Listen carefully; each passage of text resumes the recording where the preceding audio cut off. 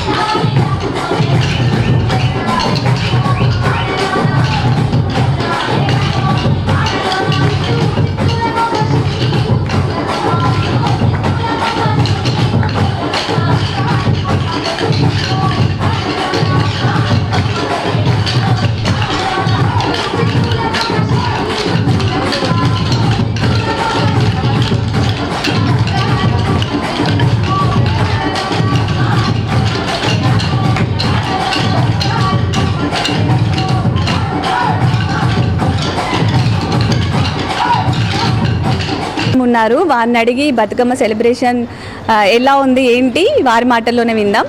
Madam, మీకు ముందుగా బతుకమ్మ శుభాకాంక్షలు చెప్పండి. కూడా మేడం బతుకమ్మ పండుగ శుభాకాంక్షలు అండి. తెలంగాణ రాష్ట్ర ప్రజలందరికీ కూడా బతుకమ్మ పండుగ శుభాకాంక్షలు మన మల్లికమ్మ మనోవికాస కేంద్రం తరపున తెలియజేస్తున్నాము.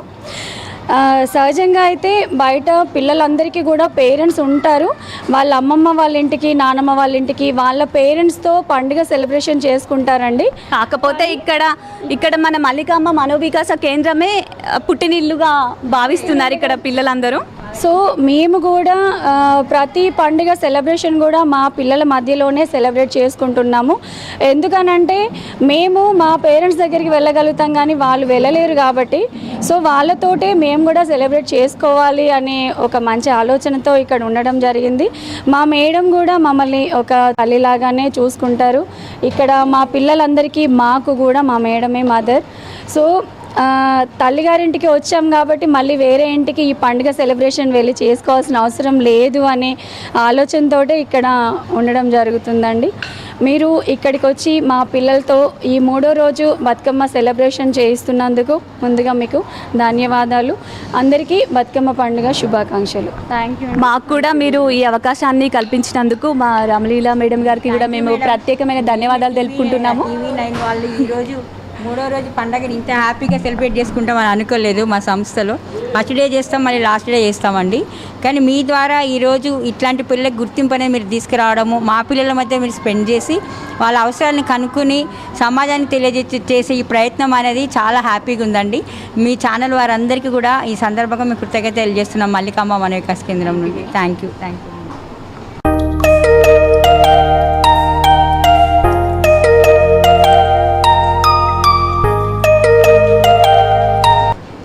ఇక్కడ ఉన్న మన పిల్లల్ని చూస్తే వాళ్ళు అమ్మ అని పిలవలేరు, నోటితో అన్నం పెట్టండి అని కూడా చెప్పలేరు. కానీ అన్నీ తల్లై భావించి తను ఇంత సంస్థని